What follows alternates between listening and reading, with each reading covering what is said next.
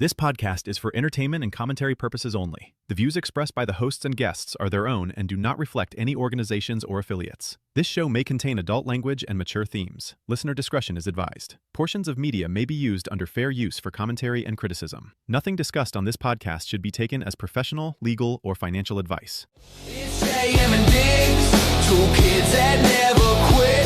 From the ring to the booth, yeah, they still talk their shit. Hey! Thursdays on your feed, they're the ones you don't skip. If you came for the vibes, you came for JM and Digz. What is up, ladies and gentlemen? Welcome to another episode of the JM and Digz podcast. I am JM. Whoa, I'm getting big. Digz, what's up, homies? And episode 24 for you guys today, and we're pulling double duty this week. Digz, how do you feel about it? It's gonna be a long week. It's gonna be a long week. Luckily, we only do an hour, so I think we'll be good on Saturday. But in case anyone doesn't know and you live under a rock, it's the Clean Sanchez annual this Saturday. Sanchez, when does that start? The entire event start? What time does it start again? At 4 p.m. Eastern. So 4 p.m. Eastern time, you'll start seeing the Clean Sanchez start, and it's pretty much the entire, is it the entire slate of Clean Sanchez media podcasts, I'm guessing? The only one that's not is Thrash Formations and Jersey Creeps Collectibles. Gotcha. So we got a couple outside Clean Sanchez media podcasts also going to be part of the annual. So make sure you tune in Clean Sanchez Media's YouTube channel and check out Clean Twitch. Sanchez. Oh, it's on Twitch only? Yeah, we happen to avoid copyright. Oh, got you. Okay, so never mind. It's not going to be on YouTube. It's only going to be on Twitch, which, you know me, I'm a Twitch bitch, so I'm cool with that. So Can I piggyback off that real quick? yeah, definitely. I also want to say that there's going to be a donation charity involved. Oh, nice. So I would really like it if people don't subscribe to the channel during that day and instead donate to the charity if they want to. If they wanted to subscribe or anything like that or donate, I would prefer them to donate to the charity that will be available on the Twitch. We still have it. That will probably come out on tomorrow or Saturday because we're still deciding between two. Okay. All right. That sounds good. Quick question though. Is this chat really 5 days old?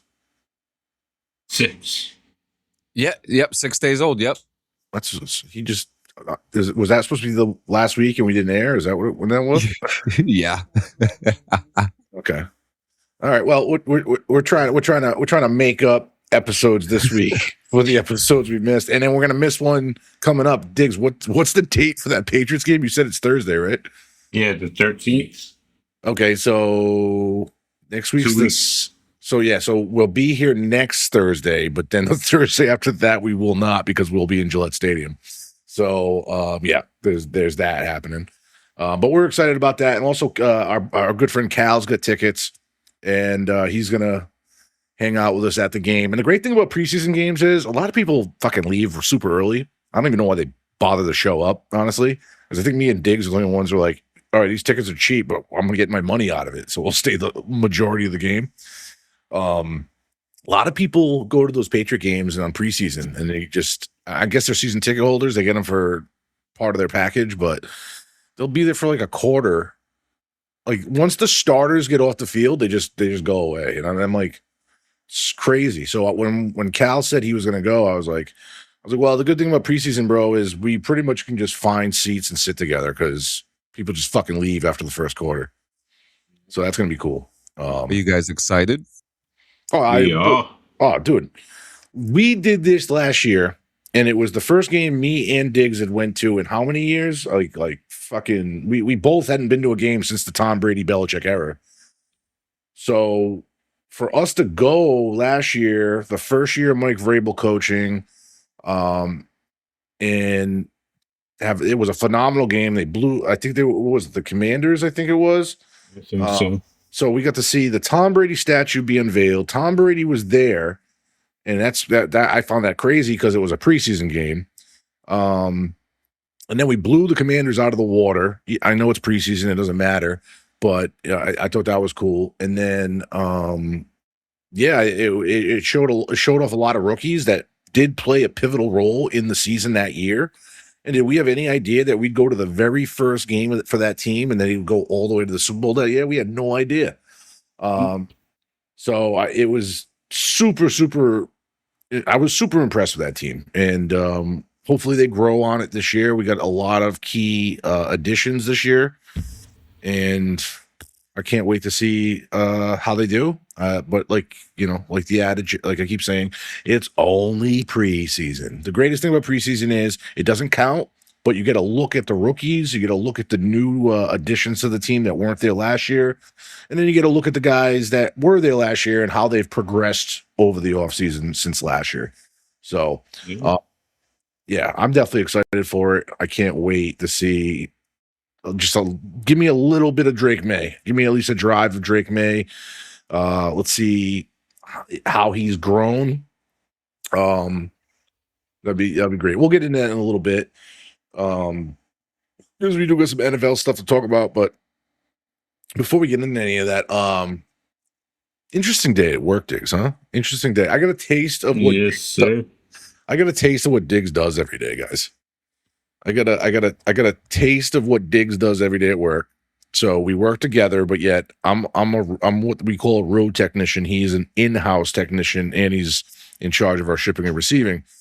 So he has to run all over that building, and I had some time to go back to the branch in between stops today, and I literally got caught in the fire of what Digz deals with every day. So I get there, I'm at my desk, I'm doing something on my computer. All of a sudden, person comes in. I go back. I tell Digz. He's like, "Yo, I'm busy. Can you handle that real quick?" I go and take care of the client. Shit's wrong with the order, and then like I'm with that person, and then while I'm with that person, more people start walking in, and I'm like, "Oh shit!" So I get that guy settled. I go to the next person. And at this point, I think my laptop was in my van, so I had to use your computer. Yeah.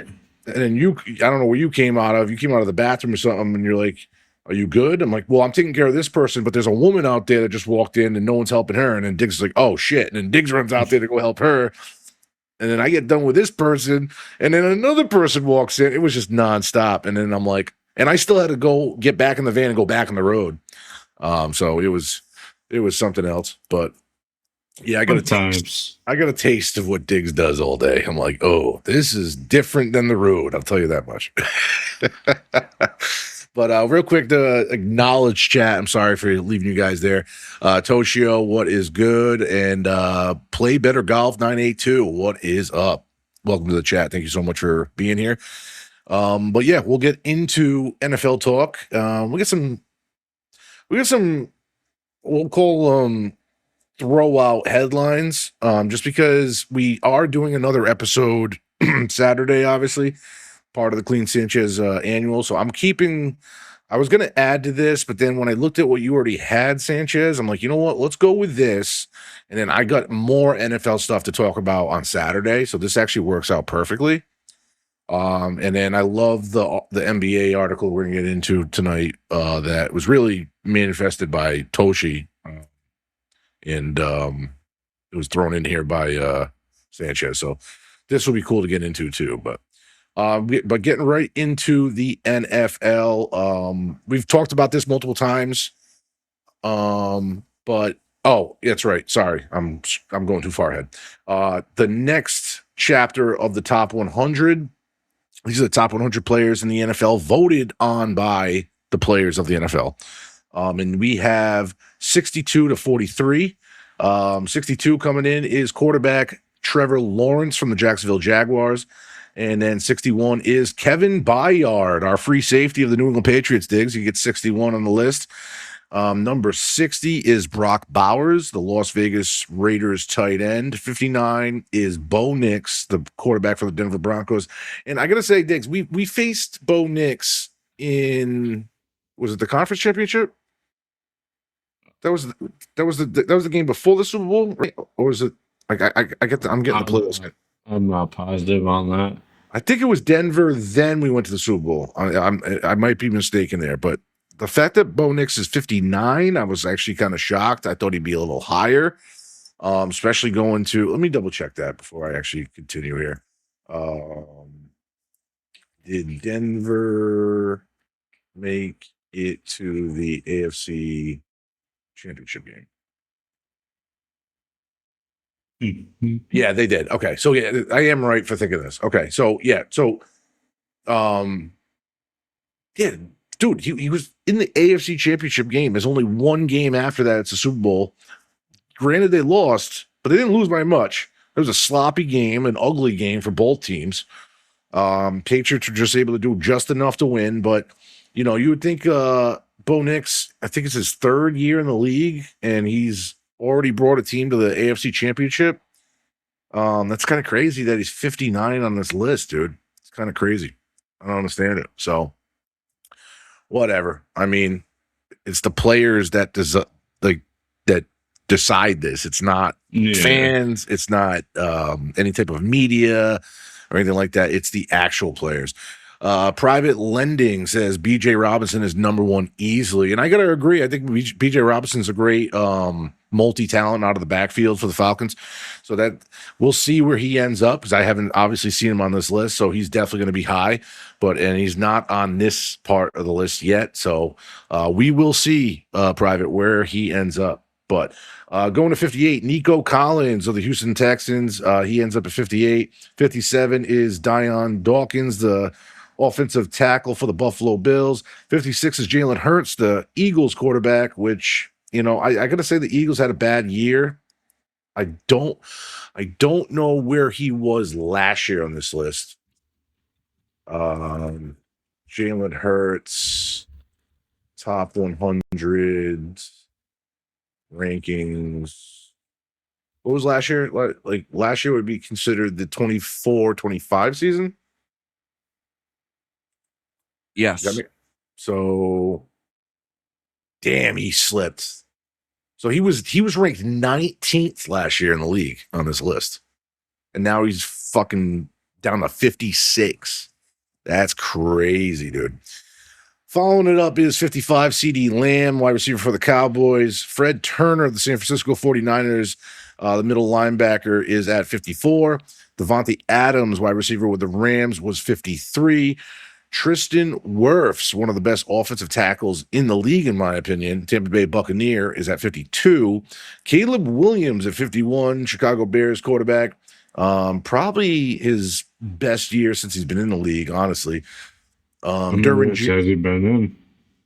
Caleb's, I think, on year 3. Hold on, I may be wrong. Caleb Williams, or year 2. Caleb Williams draft year. Yeah, it was his second year. It was his sophomore year. So it was good for him. He didn't have a great rookie year. So this past year was really good for him. So I'm glad that he got to show out a little bit. And then, like, you know, the Bears are a big conversation in the league just based off of their stadium like project that they're planning. The fact that they might not even play actually in Chicago anymore is kind of crazy to think about after, I don't know, like 100 years or whatever it is. So that's kind of crazy. So, but the fact they got a quarterback that looks like he's on the rise to become the franchise, we'll see. Time will tell.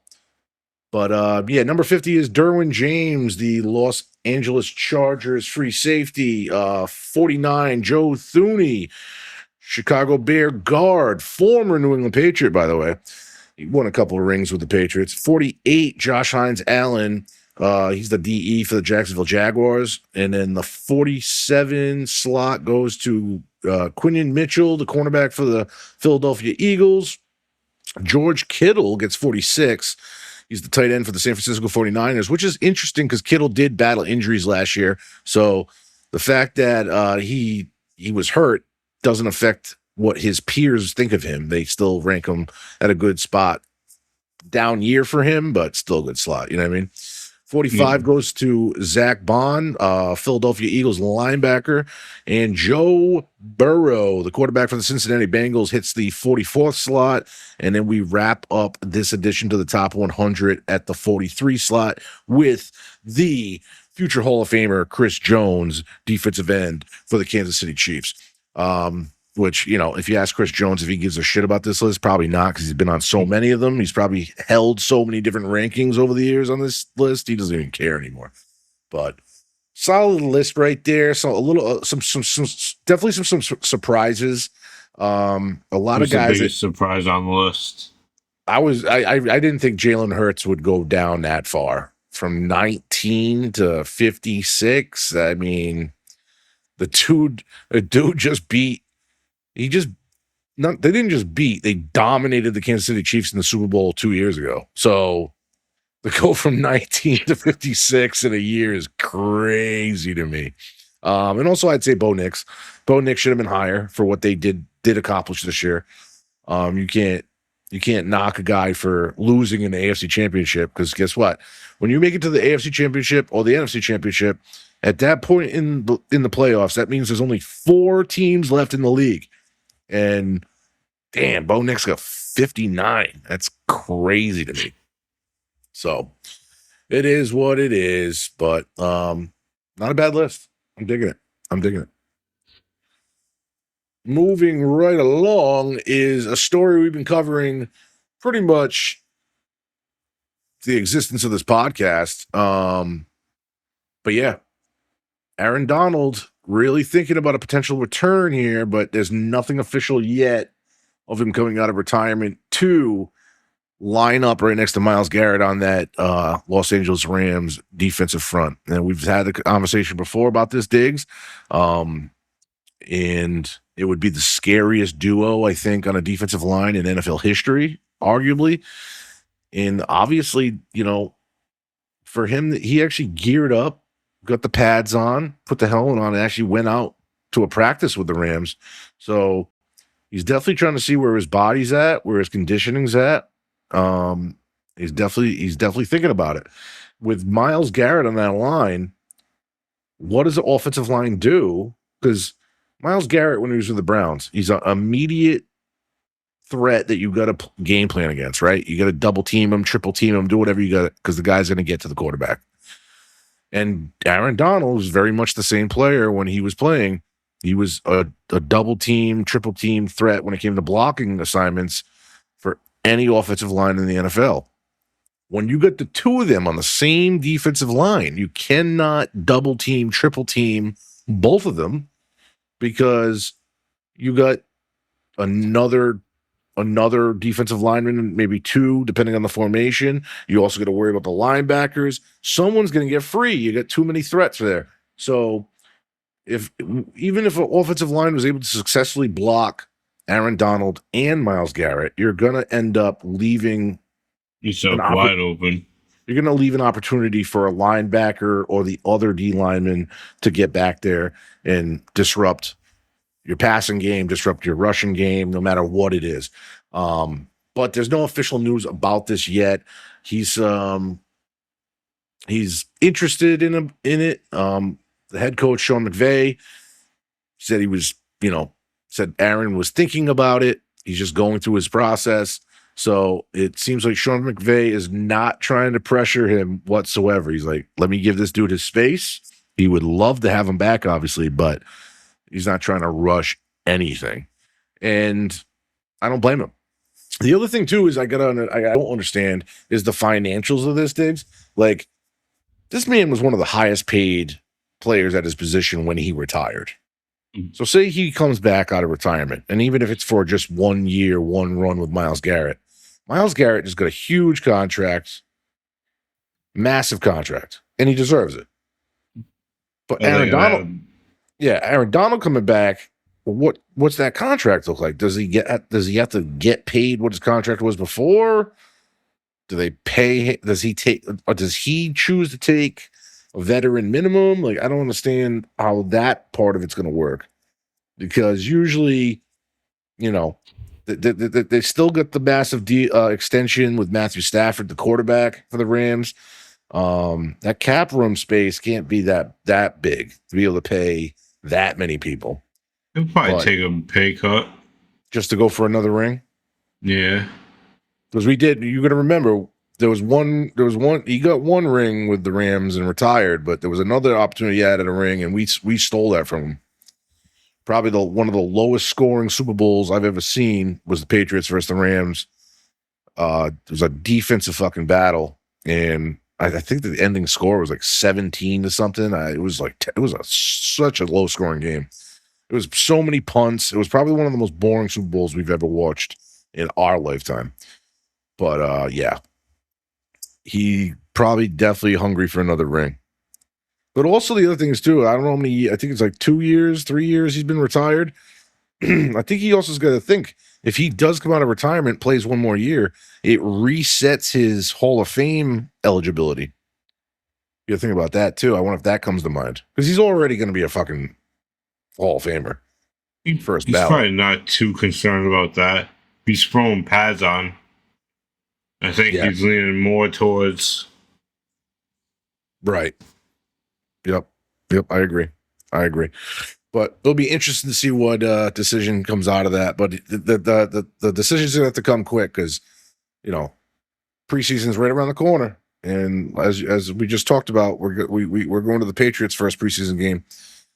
So we only got a matter of weeks left. So they're gonna figure that out.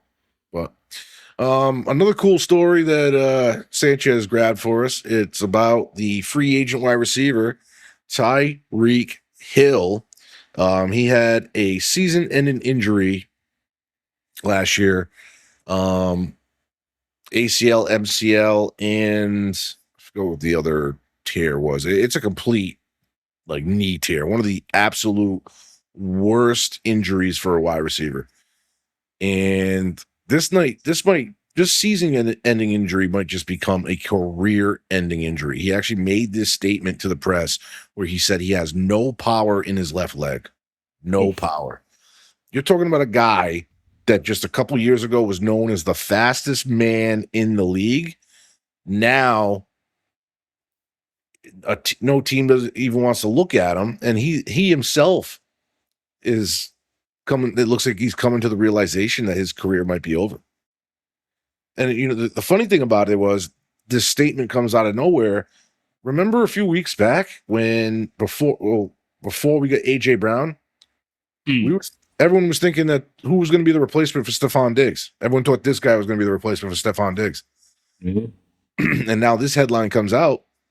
He can't even get any power off the line of scrimmage. He's not going to be any use to any team in the NFL with no power out of your left leg. Yeah. He's gonna look like Julio Jones in the Super Bowl, having to run routes to the opposite side because he's going to use one leg the whole time. You know, I can only cut my right. He's going to be doing routes to the right the whole time. But yeah, that's tough. That's a tough injury for a guy that was literally one of the league's best for years. I do feel bad, but it does look like the videos that he's shared on social media, the statements he's made on social media and to the press, it just seems like he's trying to still rehab. He's still trying to see if he can get to a point. But honestly, out of all of it, it just looks like all of it. It looks grim. It just looks grim. He made a comment saying that they told me I might not even walk again. So he's already beyond that point. But still, I mean, no power out of your left leg. Like I said, how do you run routes? And then not only that, like there's a lot of times where those receivers have to block for the running game. What type of power can you actually put up to block if you have to block a 250-pound linebacker or something like that? Yeah. You know what I mean? Or you have to go up and try to block down on pick up a 220-pound free safety trying to like go downfield. More liability at this point than anything. Right, exactly. I mean, he's 32 years old, and you know that's a big injury to get that late in your career. And you know, obviously for guys like me and you, we don't think 32 years old is old, but in the NFL, 32 years old is old, unfortunately, especially for receivers. Playing wide receiver in the NFL is a young man's game, unfortunately, and that's just how it is. So, Yeah, I definitely feel bad for him, and I wish him the best. He had a great career for as long as he had it. I hope he gets another shot, if not this year, maybe next year. But it doesn't look great. Does not look great for Tyreek Hill, unfortunately. So, but yeah. Anything else you want to add to that? I say give him a year. See if You think anything he'll put. You think a better chance next season? Yeah. Okay.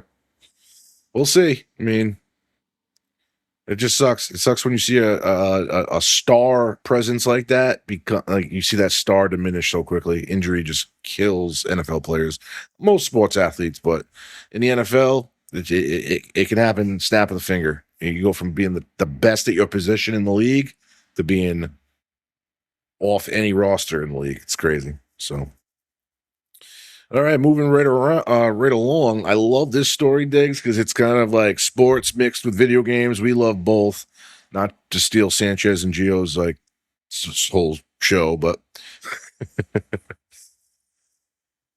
we should. Can we rename hey, Sanchez? Would you and Gio get mad if we rename the podcast sports?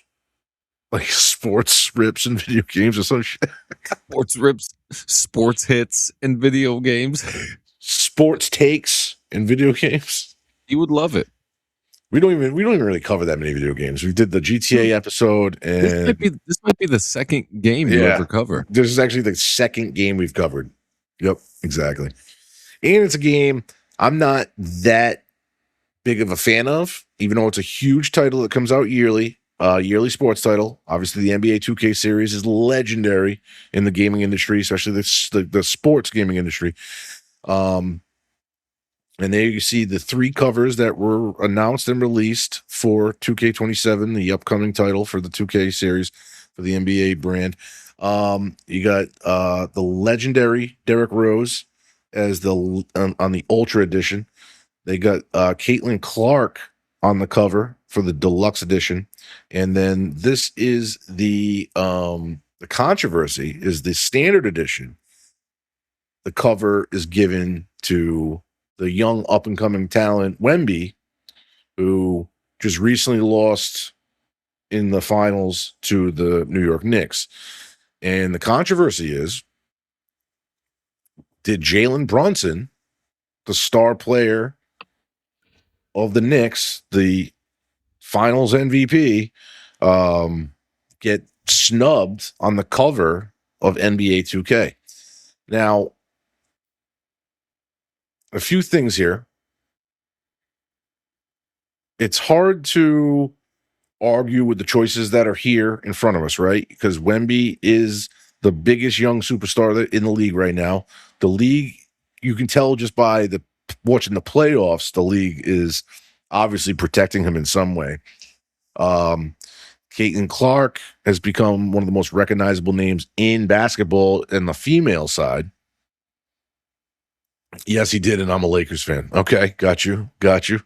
And then Derrick Rose is it's just another one of those nostalgia covers that they do for the Ultra Edition every year. May I piggyback?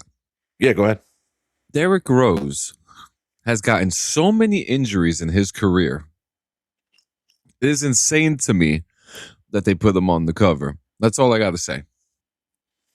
Well, true. He didn't have the career I think he should have had. And honestly, there was one major injury that then all the injuries kind of went downhill from there. But his first major injury when he was still a Bull, that was like kind of the end. Like he was still a valuable asset to teams after that, but never the same. If you watch his beginning years in the NBA with the Chicago Bulls, people were arguing like this was the next Jordan for the Bulls. Like he was that explosive. And then he got the major injury and he just never was the same again. And it's a sad story, but I understand it. I understand. I was part of the whole Derrick Rose fever when he entered the league and all those those brief years before his major injury. He could have been Hall of Fame caliber easily if he never got hurt, I believe. I agree. He was great. He was great, but it was just the injuries that fucked him up. Right. So yeah, injuries got him, kind of cost him his career.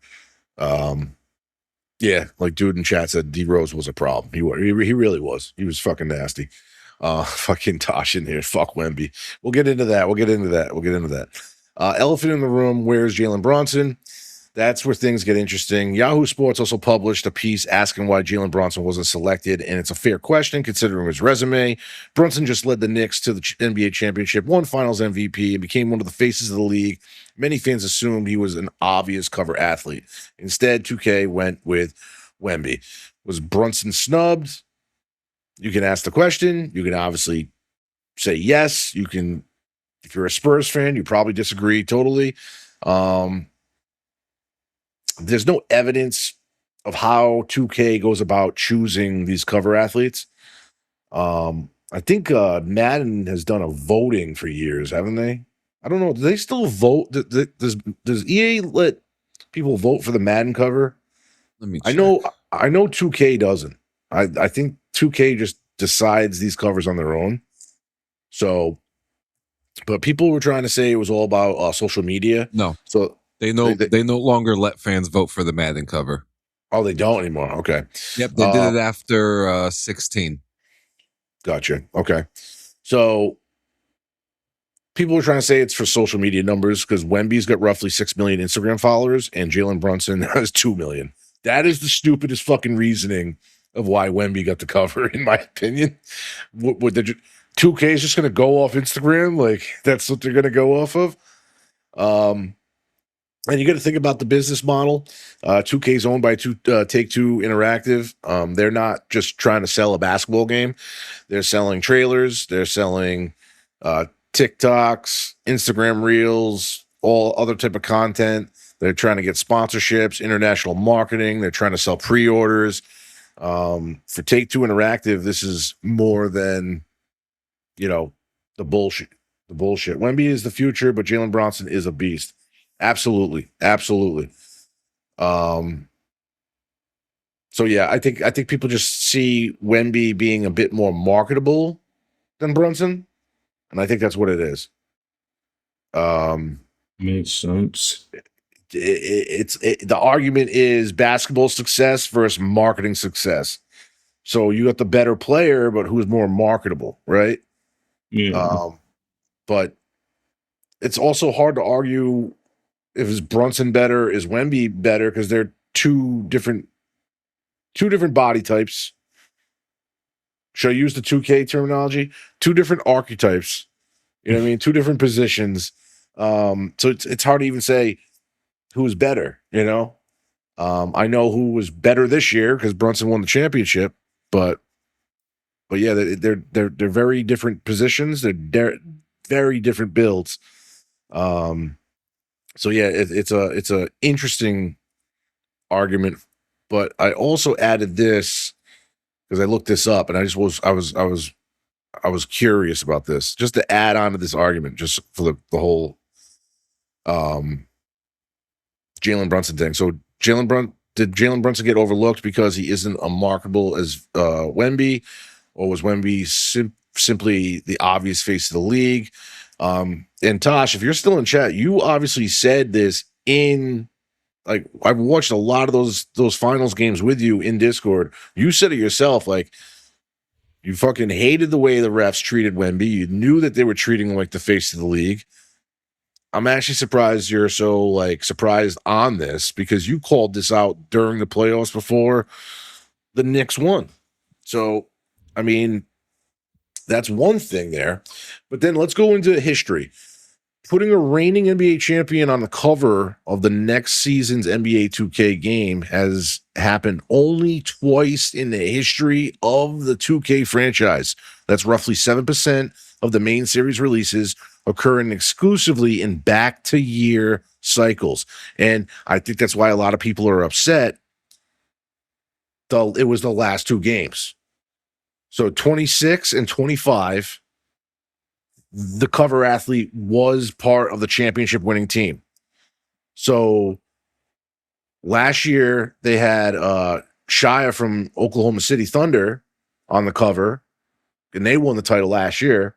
And then the year before that, it was Jason Tatum after they won their championship. So it's more of a it's more of a thing. I think a lot of people were thinking, oh, the last 2 years the standard editions had the champion on it, so they're going to do it again, and they didn't. And I think it's also why a lot of people are upset.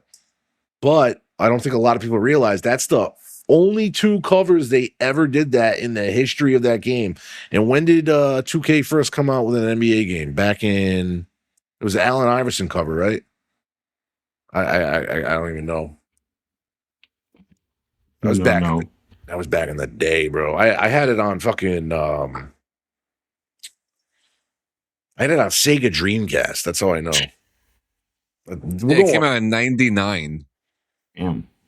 It was Iverson. It was just, and that was just called NBA 2K, right? Yep, just NBA 2K. Because we were going it was under Sega, the Sega Sports brand. Right. And it was cool too, because I had the Sega Sports, Dreamcast. It was the only Dreamcast that they released that was all black. It was dope as fuck. Yeah, I played the shit out of that game. That's back when 2K was making NFL games too. They were killing it in sports back then. But I think that's I think for that argument we're talking about, I think that's also part of it. For the last 2 years, one of the championship players was on the cover, and it's like, no, we're not doing it anymore. So I think that also adds to the whole thing. But and then there's Caitlin Clark. Her inclusion is historic in her own way. She's the first WNBA player to receive a solo global NBA 2K cover, showing just how much women's basketball has grown over the last few years. Whether people agree or disagree, her popularity has undeniably expanded the audience for basketball video games. And then Derrick Rose. Rose is the emotional pick. Even years after his MVP season and retirement, he's still one of the most beloved players of his generation. His Ultra Edition cover feels less about current performance and more about honoring a player whose story still resonates with fans. And yeah. Anything you want to add to the Brunson snub debate, Digz? I have nothing when it comes to basketball. Typical. Brunson should have been in the Ultra Edition. Rose has as the deluxe, and Wemby could have stayed as the standard. So you think they should have just not gave Caitlin Clark a cover? There, that's what he's saying. It's like Brunson feeds off of people looking over him.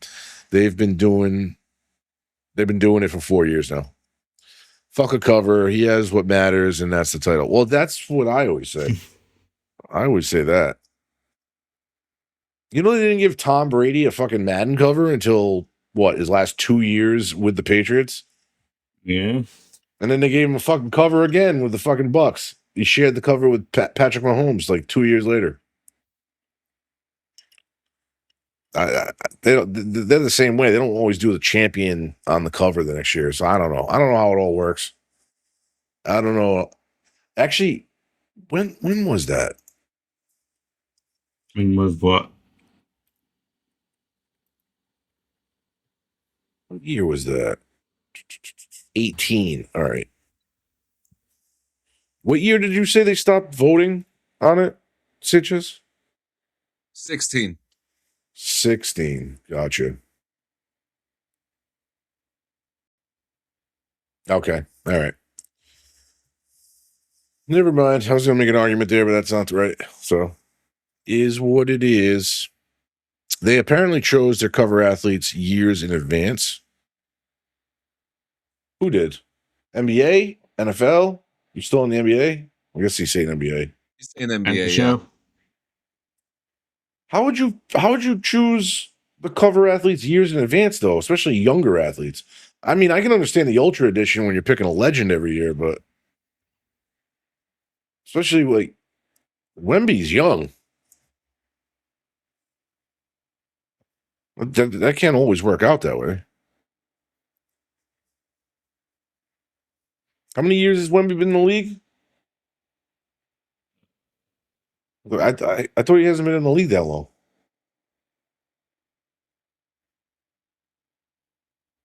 He 2023. Right, and at first he wasn't that. He wasn't. He didn't play that well at first. This was like his coming out season, wasn't it? Yeah, I think so. I remember the conversations Tosh had.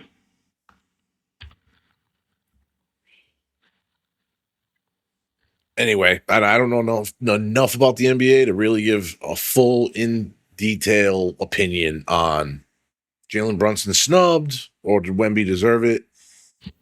I do NBA selects cover athletes for a long-term partnership model based on current stardom, future potential, historical legacy, and cross-league representation. Okay. It just seems like they get a bunch of people around a table at 2K Studios and then they just fucking argue for about 3 hours before they all vote. And they just go on Instagram and go based off that. Or you just go based off Instagram followers. Wemby's got 6, Jalen's got 2. We're just going with that. Fuck it. That would be the stupidest thing ever, but that's how it went down in my mind. Oh, you think that. But, well, it is what it is. There's always next year for Jalen. But Wemby's got the cover. Now, if we are here a year from now on this podcast talking about the cover of 2K28 and Wemby's on the cover again, then I'll take Tasha's side at that point. First, because I think he'd be the first ever 2 year in a row cover athlete. But it is what it is. But anyway, congrats to all of them. Congrats to all of them. But we got to get into our final 2 segments. We're coming down to the wire here, and I got a good one. Well, we were going to do something different for Doc of the Day, but then we realized we're doing 2 episodes, so we're going to pass that one for Saturday. We got some good stuff for Doc of the Day on Saturday. We got some good stuff for Diggs' Final Cut on Saturday. But I'm boycotting this year's. Tosh, you'll still fucking buy that game and play it. Shut the fuck up. I'm not going to buy it because it's going to be full price, and the VC is going to be super fucking expensive. I'm not even going to waste my time with that, but I know you're going to play it. You're going to play it just like everybody else does. So don't even give me that crap. Are you buying Madden this year? No, I'm not pre-ordering it and buying it right away. No, I'll wait. There's no point in pre-ordering games anymore. Right, true. I mean, the only reason I pre-ordered GTA 6 was because I don't know what I waited how many years to just be able to say I paid for it. I might as well, right? Yeah. So, well, Tosh, you tell me when it's on sale. Maybe I'll think about it. I'll get on PlayStation this time so I can play with you. But all right, Doc of the Day. Today, what we did? So we got something different today because we're gonna save some good stuff for Saturday for the Clean Sanchez annual. So this is a doc I watched a little while ago. It's called Escaping Twin Flames. And if you think these 2 people on this cover right here look like cornballs, well, guess what? You are absolutely right. They are cornballs. Not only are they cornballs, these are sociopaths. So, Escaping Twin Flames is a 3-part documentary on Netflix that exposes the Twin Flames University, or TFU for short, an online community led by Jeff and Shalia Ayan, also known as Jeff and Shalia Divine, because that's what they call themselves to their clients and their customers. Just a big, it's a big. They're literally over the top online used car salesman in a way. You know what I mean? Like, but you got to listen to this, Digz. You will not believe this shit.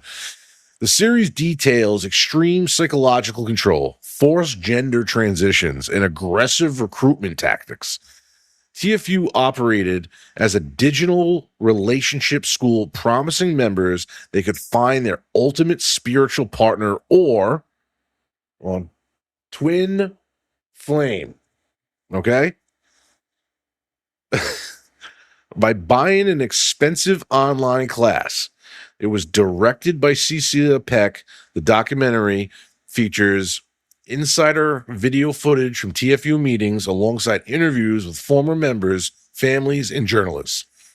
What started as a basic online relationship coaching turned into a high-controlled group where leaders dictated every part of members' lives.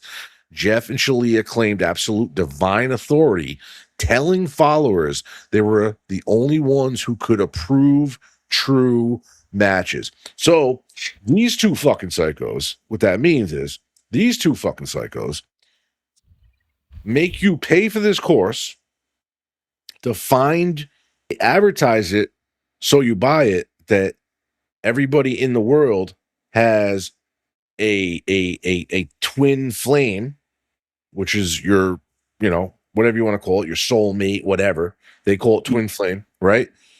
But yet, then you buy the course, and then they're like, "Oh no, we're the only ones that can tell you who your true flame, your flame is." And here's the problem I have with this. As much as these two are fucking psychotic, I also have a problem with all the fucking people that fell for this shit. At any point, two people that look like this right here tell me who I can and cannot date is there. I tell them, go fuck yourself. I don't know about you. You know what I mean? Mm-hmm. And it really gets to a point too. You sign up for the course and you say your wife doesn't, right? This has actually happened in the documentary. Or Sanchez for you. Your wife signs up for the course and you don't.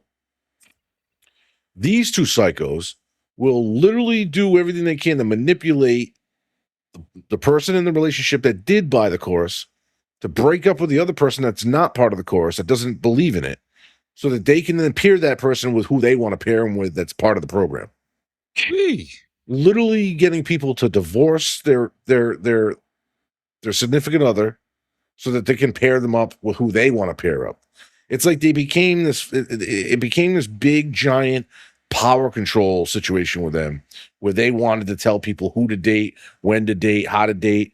Like, it absolutely fucking crazy to me. So leaders pressured members to change their gender identities so that way they could have a transgender relationship. So if a person joined and originally was straight, they would tell them, "Oh, honestly, the reason you weren't happy in your last relationship is because you need to change your gender. You're not dating the people you're supposed to be dating." And people did this. People literally went and changed their gender and started dating based off of changing gender. And then it wasn't until a lot of this shit got exposed that they realized they were duped into changing their gender. I don't understand how. Yikes. Yo, absolutely. There's a lot of stupid people out there. Especially if you're the type that's going to cut your dick off because someone told you you're not supposed to have a dick. Cut it off. Okay. The fuck? That's fucking crazy. So leaders pressured members to change their gender identities or sexual orientations to fit designated pairings within the group. And the reason I really think these psychos did that was because they didn't have enough women to men ratio in the group. That's why these psychos did it. They wanted everybody to be paired that was in the program. They wanted both members of the pairing to be in the program. So when they realized they didn't have as many men as they had women, they started telling women to be lesbians or telling a woman to become a man and other shit like that. You know what I mean? Because they had more women in the program than they had men, honestly. But Still, absolutely fucking crazy. Followers were told to pursue their assigned partners by any means necessary, which reportedly led to stalking and ignoring restraining orders. The group used a psychological tool called the mirror exercise to gaslight members, blaming them for any failures or abuse within the program. So they get abused in the program, but it's their fault they're getting abused in the program. Whatever. So this is my final nail in the coffin on this story, and the reason why I had to bring it up, because this shit is fucking nuts. Because this is really what these two psychos. This is really what these two psychos are doing this for. They're not doing it to make anybody's relationships better or to pair anybody with their soulmate or any of the bullshit that they said they were going to do in any of the advertisement for any of their programs. It's all bullshit. This is what they wanted. Followers were pushed to spend huge amounts of money on coaching while providing free labor to build the leader's empire. Jeff and Sheila Devine have an estimated net worth of close to $5 million. There is no official public financial disclosure, but this figure is widely cited by media outlets based on estimates from entertainment and investigative reporting. They generate significant revenue through high-priced online programs such as the Twin Flame Ascension course, and packages cost up to $8,888 or more.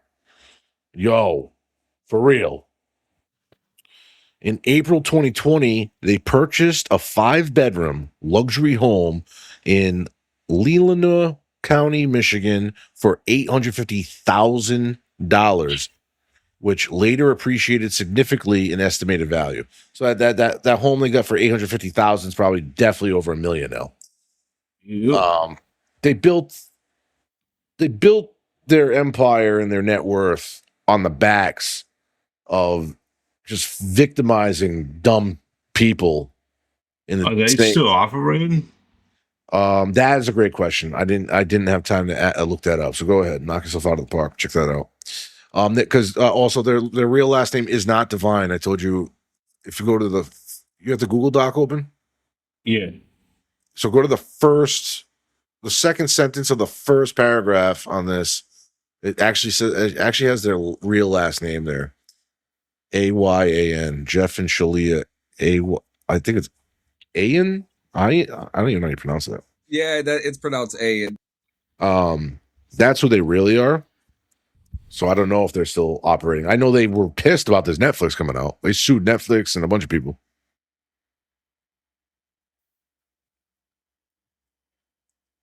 They were fucking pissed. It looks like this. Yeah, it looks like they're still running. Send the link to Sanchez. I want to see this shit. Have Sanchez put the shit on the screen. Give it to me. I gotta see this shit. These motherfuckers are still operating. They got video chat. All the websites still up and everything. Yeah. Yo, you know what's fucked up though? This documentary, as bad as it was to expose them, there are people that watch these things and just still fall for it, right? They get free.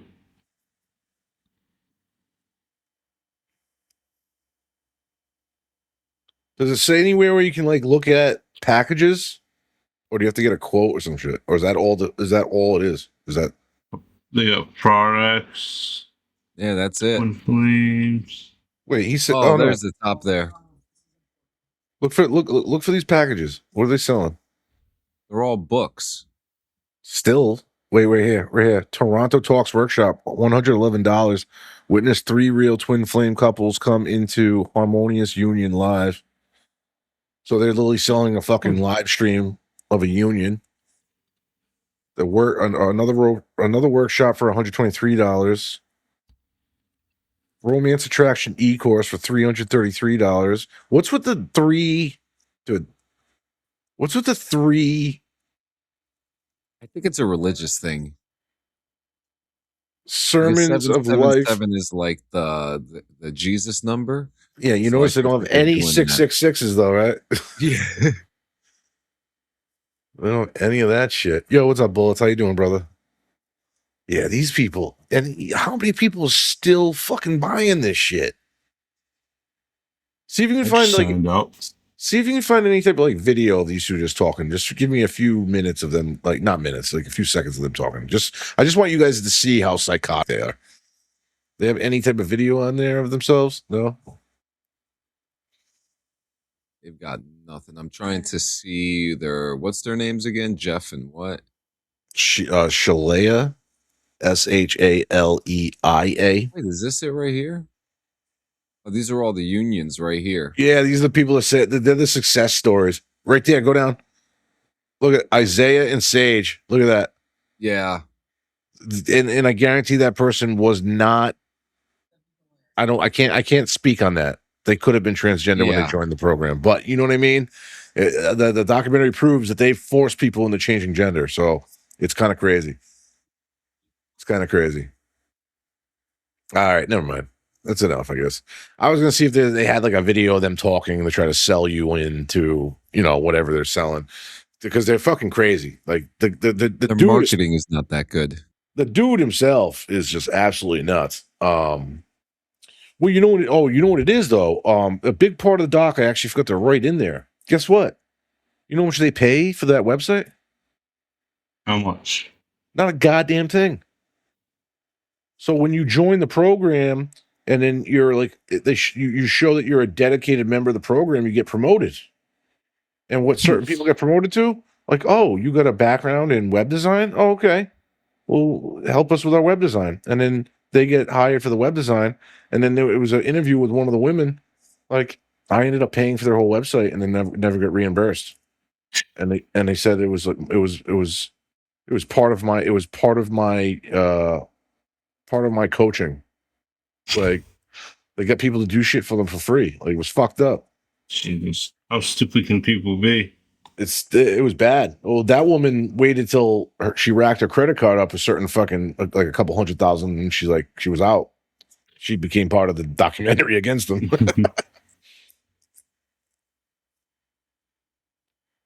Yeah, man, crazy shit. But yeah, that's it. That's all I got. Yeah, guys, don't go. Honestly, before we start your segment, the other thing is too, this is that they started that shit on Facebook, and that's exactly why I don't fuck with Facebook. Right there, don't fuck with Facebook. That's your problem, right there. The people on Facebook are just extremely naive to fall for some bullshit like that. You know what I mean? Yeah. I don't use Facebook. I would never have ran into those people. And even if I did, that guy has a punchable face. I'd punch that guy's face. It just looks like a face I'd punch. He looks like a pedo. He does. I actually agree with that. But all right. Go ahead, Digz. It's your turn. All right. With Final Cut, we're doing Ready or Not tonight. Ready or not, here I come. You can't hide. That song popped into my head so many times. On her wedding night, Grace discovers that her new husband's wealthy family has a bizarre tradition. Every new member must play a game after the wedding, with Grace draws hide and seek. She quickly learns the game is actually a deadly hunt. The family believes they must kill Grace before sunrise or face a mysterious curse that could destroy them.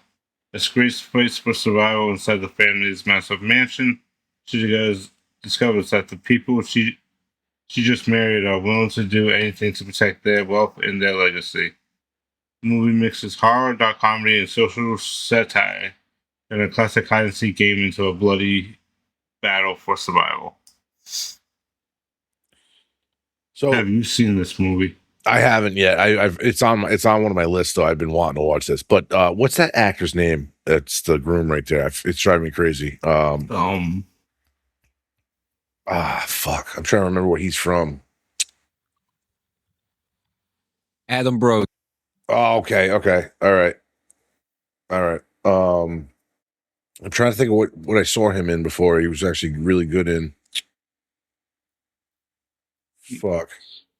I might have to IMDb him with myself.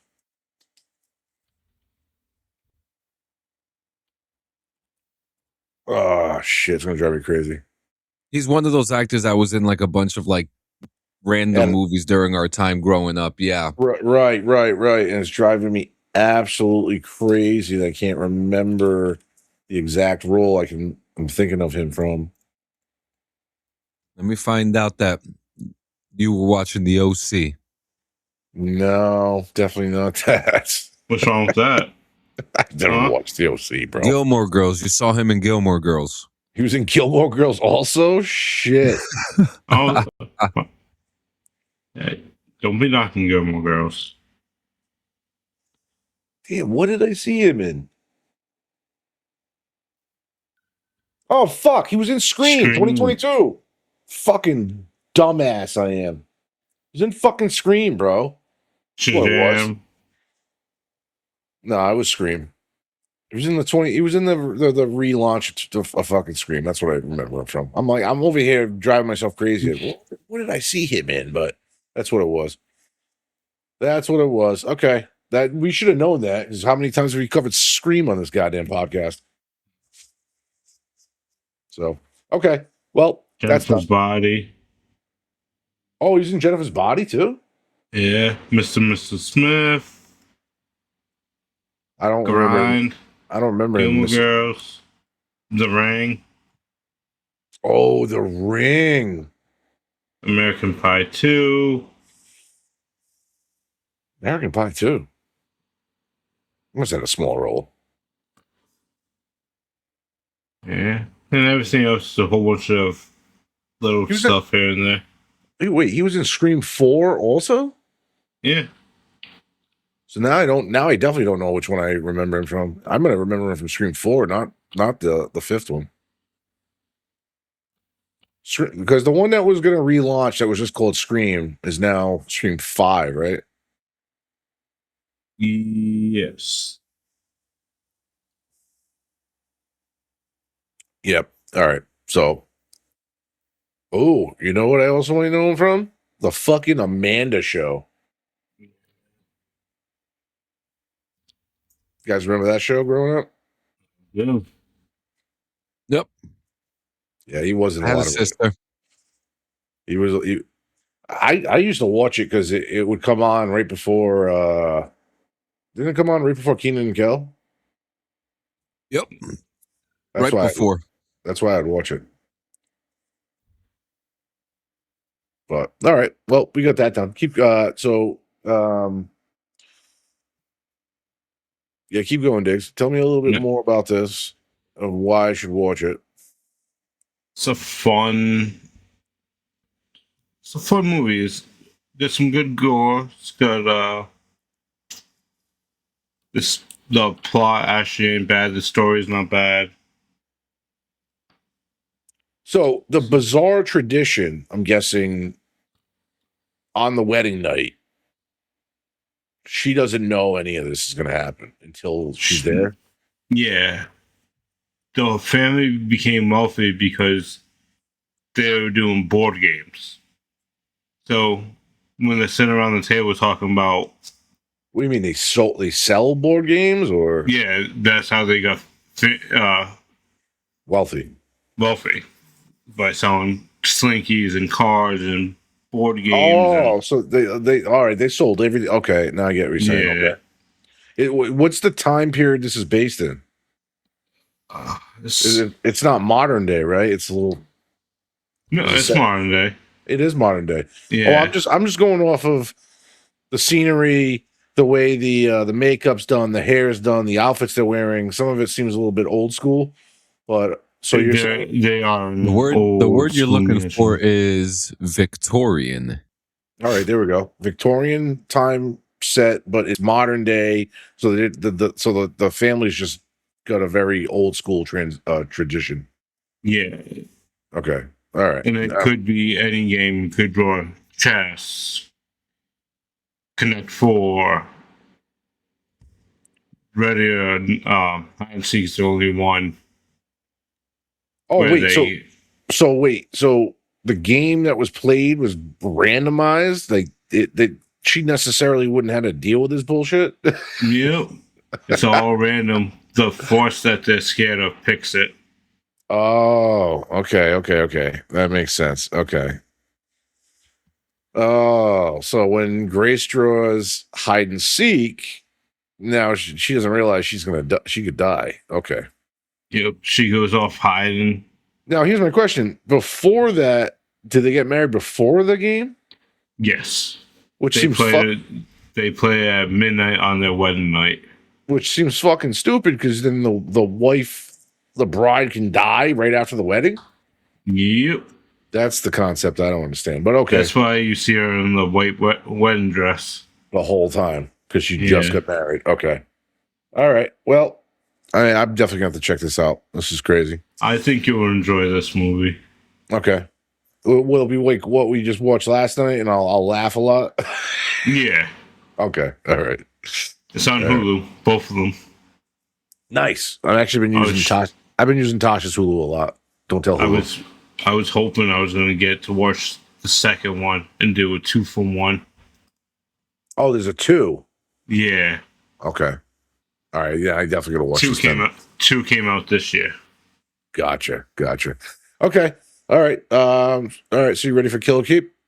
Yes, sir. All right. So Grace as the final girl, kill or keep?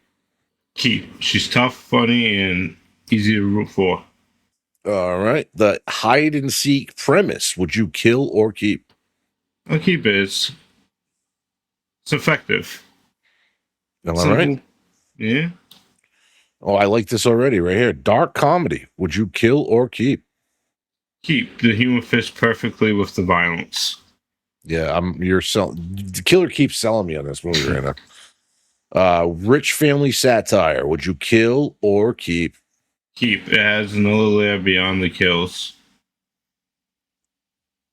The final ending, kill or keep? Keep. It's one of the most satisfying horror endings in recent years. And one of my favorite ones that you always list here, because I think it's almost more important than the final call, rewatchability, kill or keep? Keep. It's fun, fast paced, and gets better with repeat watches.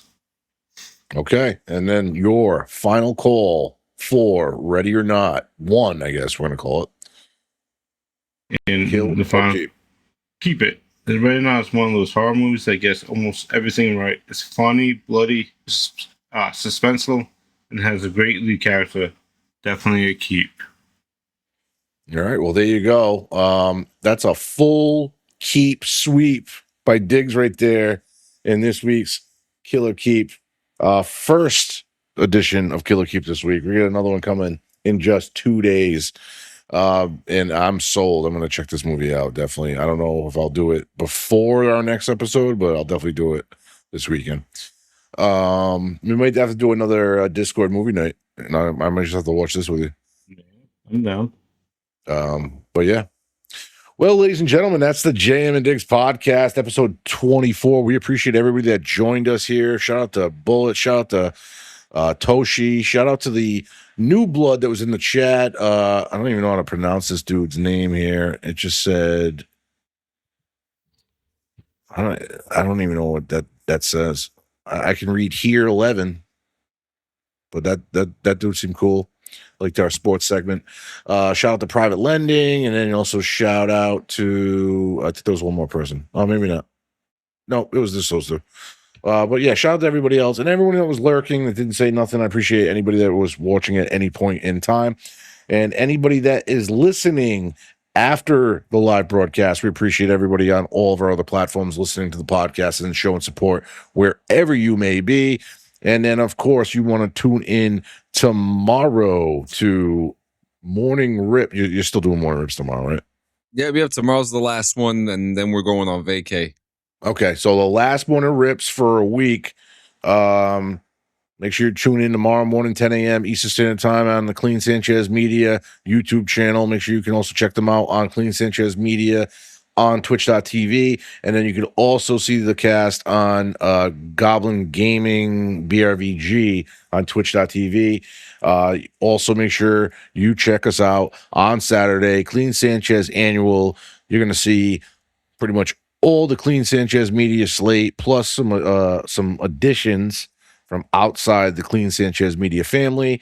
Me and Digz will be here again that night around 9 p.m. Eastern Standard Time with our own edition of the Clean Sanchez Annual. So thank you for everyone that tuned in. And Digz, thank you. And send them off, homie. Later, homies. Later. Two kids that never quit. From the ring to the booth, yeah, they still talk their shit. Hey! Thursdays on your feed, they're the ones you don't skip. If you came for the vibes, you came for JM and Digz. Digz got reels, all the scares, all the gore. Driving bloodbaths, late night lore. Breaking down scenes, every scream, every twist. If it crawls from the dark, it's already on his list. Local buzz, from the block to the bay. Talking hometown legends who still got something to say. From the bar stool stories to the front page hit. Same crew, new view, same sarcasm and wit. Oh yeah!